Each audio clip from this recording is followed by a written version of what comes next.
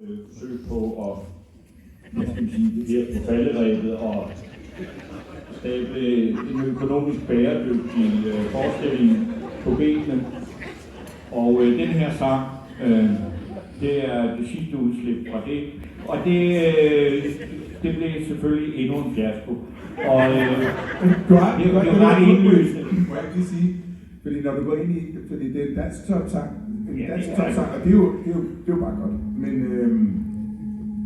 det er sådan med dansk top, er der en ting, man ikke må i dansk top, så er det at være fuldstændig 100% ærlig. Og det er nok det, du... Nej, ja. Men altså, jeg ved i hvert fald, altså, jeg tænkte, det var faktisk godt tænkt. Men jeg tænkte jo, at det var godt tænkt allerede her, ikke? Ja, alene. Jo, men jeg er jo svinget. Det er offerkortet. Du trækker offerkortet. Ja, naturligvis. Hvad skulle jeg dog ellers trække? Jeg har jo andre. God pointe. Ja, og nu er teknologisk pis herovre. Det sidder fast i en teknologisk fælde. Hvorfor kommer geniet fra Glamsberg ikke bare herovre og løser det? Er der nogen, der har et nummer på en eller anden linje? Det er ikke lyser godt nok, men det er egentlig...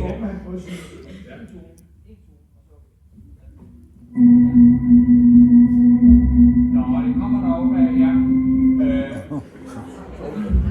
Ja, nu er der også psykologisk hjælp. Det er tung. Ja. Tak.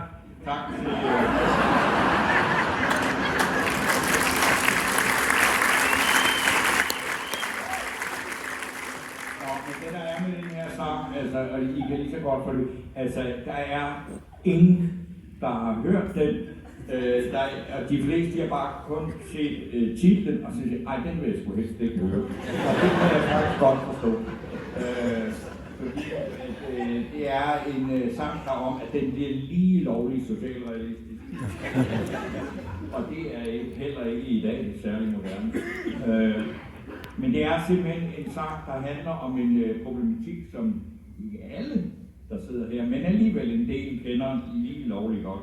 Og det har man bare ikke lyst til at sidde og sådan med på. Men det er en sang, der simpelthen hedder Kun kommunen kender din krop.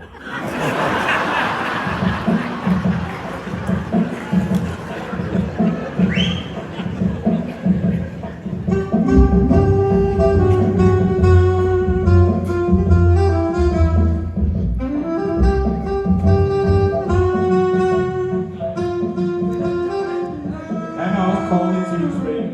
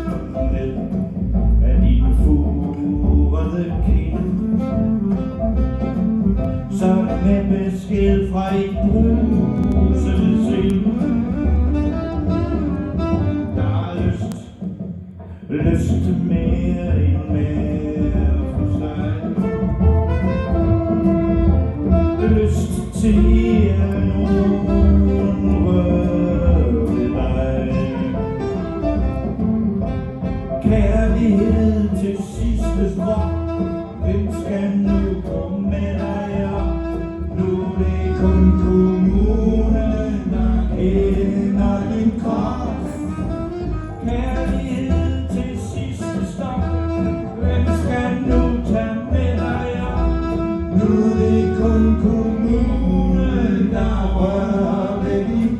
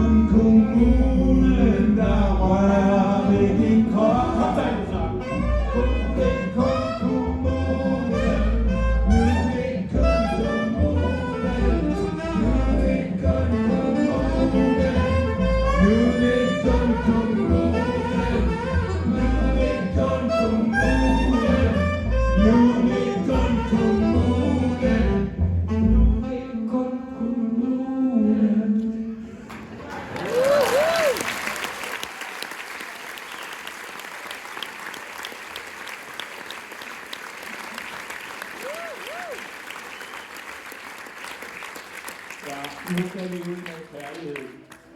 For nogle ganske få år siden udgav Torben en plade under navnet Torben Steno. Hej. Og pladen, ja, det var måde. Og pladen hed Global Beginner. Og det var det var en indie, og det var art. Og Det var en anden tid. Fantastisk god plade. Havde en vis succes i Finland. Ja.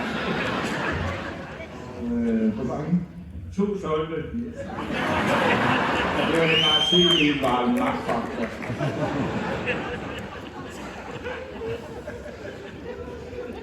Og der var det, altså det er faktisk en sang, som var en duet mellem, altså noget så gammeldags, som en, altså mellem en mand og en kvinde. Det har vi alligevel, selvom altså det mellem to af udefinerlige køn, er en lille smule mere moderne, men det var efterhånden også ved at være. Ja. Ja, det er fint. Torben, Kom der nogle pronominer derovre? Vi skal synge den her sang. En non-binær duet. En pætskud fra Torben Steno, som hedder Ausfall Bitterfeld. Man kan også bemærke, at hvis man lytter godt efter, at teksten er på engelsk, så den har jo vist international potentiale. Ja, det er jo Ja, det må du sige, ja. Nå, Torben. Ausfall Bitterfeld. Du befinder dig også på et hotel i Tyskland.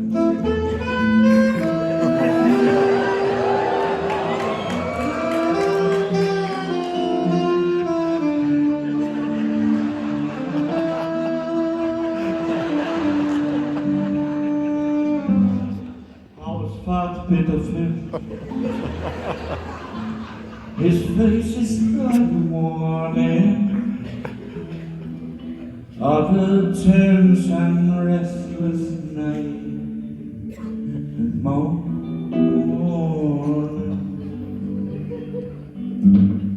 In this Bitterfeld, is that why he can offer? Grøs God, it's a single bed we need a buffer.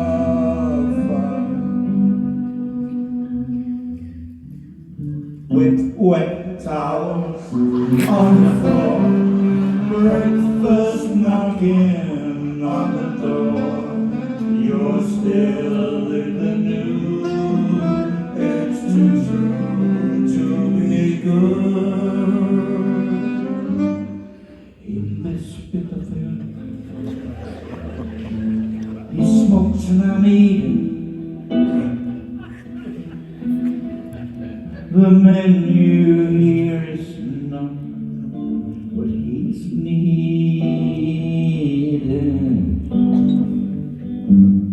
Abfahrt Bitterfeld. The space is like a warning of a tense and restless night and morning.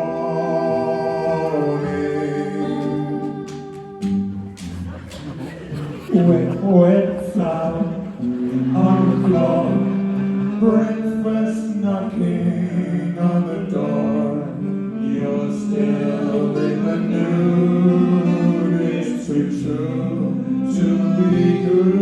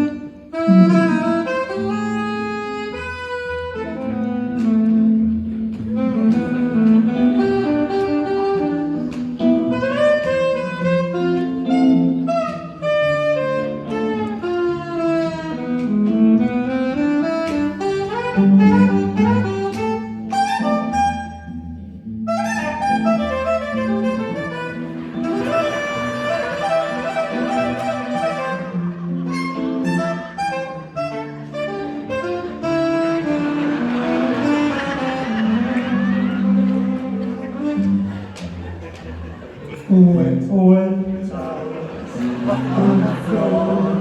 Breakfast knocking on the door. You're still in the new. It's too true to be good. Oh, wet house on the floor. Breakfast knocking on the door. You're still in the new. It's too true to be good.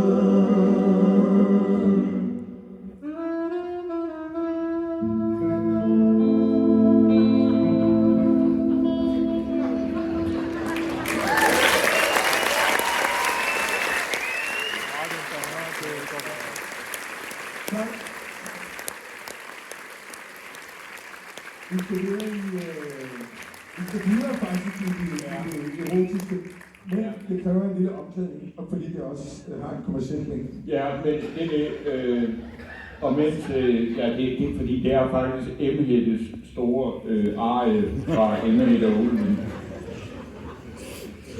Ja, og det der, altså Emmehette har endnu ikke besluttet sig for, hvilket køn han, hun, den, det er. Men følelserne, det var der jo ikke noget vejen. Men lige meget hvilket køn man har, så har man jo følelser. Og følelser, det er jo det vigtigste her i vores dag. Og det er, altså, følelser og så et eller andet kommercielt indslag, som vi nu også kan sige velkommen til. Her har I Emmehette.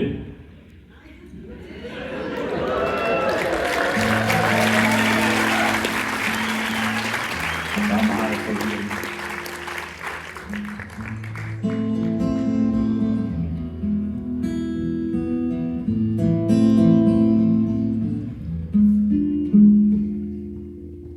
Jeg fyldes med kærlighed og lyst, når jeg ser din græske næse. Jeg fyldes med kærlighed og lyst, når jeg ser dine bløde læber. Du er alt, hvad Emmehette begærer. Du er alt, hvad Emmehette vil have. Du er alt, hvad Emmehette begærer.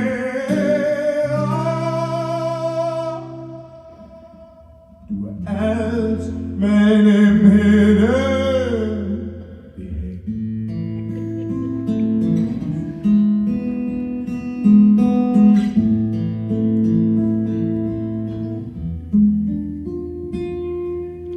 Jeg fyldes med kærlighed og lyst,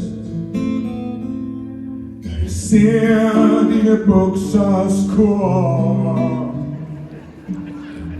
Jeg fyldes med kærlighed og lyst, når jeg ser i dine bløde øjne. Du er alt, hvad Emmehette begærer. Du er alt, hvad Emmehette vil have. Du er alt, hvad Emmehette begærer.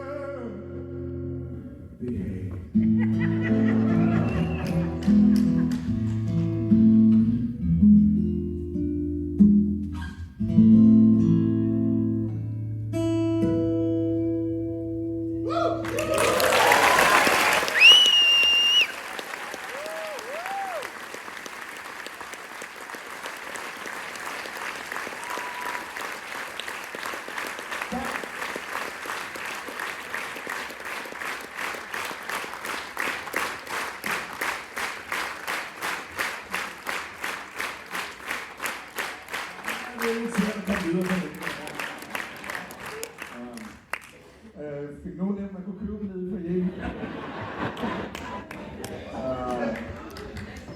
Tak, Bo.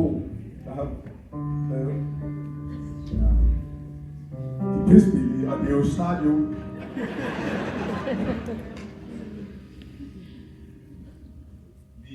Hvad skal vi så? Vi skal spille en sang med tekst af den store danske poet, Torben Steno.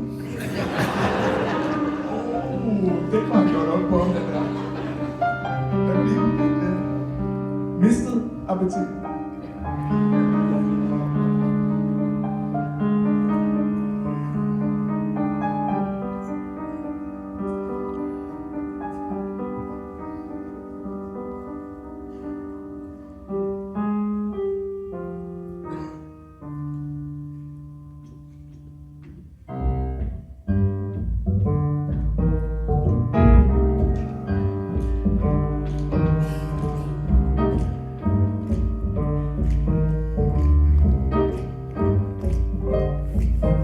Jeg har mistet appetitten på at være vild med dans og forfremmet akvavitten til at være udenlandsk.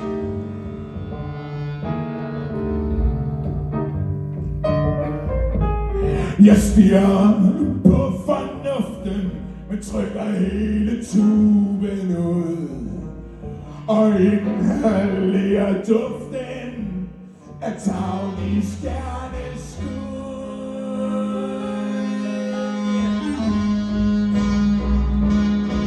Og nu er tiden fra mig igen, og denne gang tror jeg ikke, at jeg indhenter den jeg må tage den og på dagen som prolog.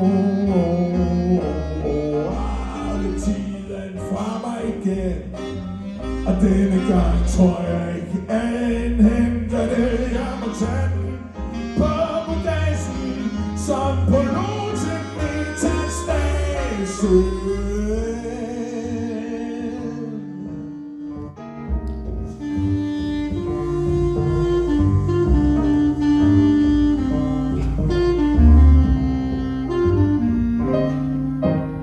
Jeg folder mine hænder i en dybstegt ensomhed og belemrer mine venner med en alt for sort besked.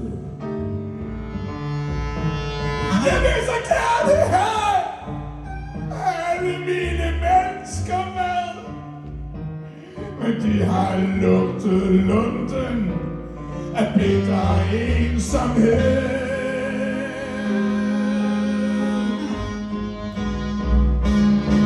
Og nu er tiden fra mig igen, og denne gang tror jeg ikke, at jeg indhenter den her må tage den på bodagen som prolog.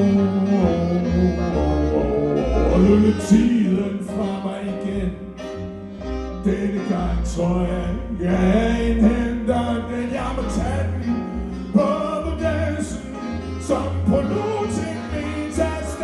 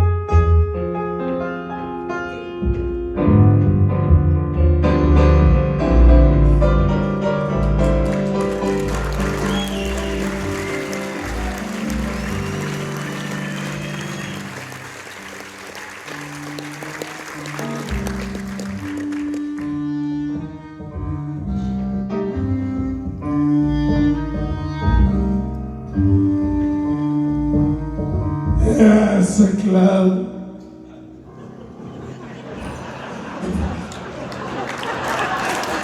For min cykel. Jeg kommer hurtigt langt omkring. Og det var 10 på en cykel.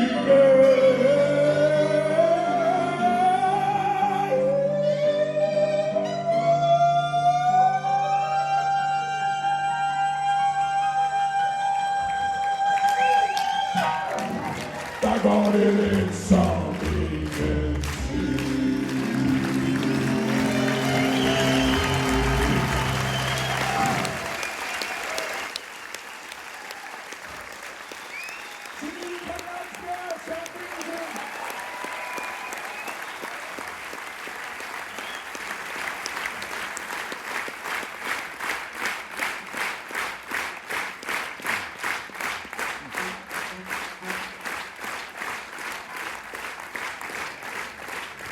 ingen Jeg er blevet drillet en del, når vi har øvet.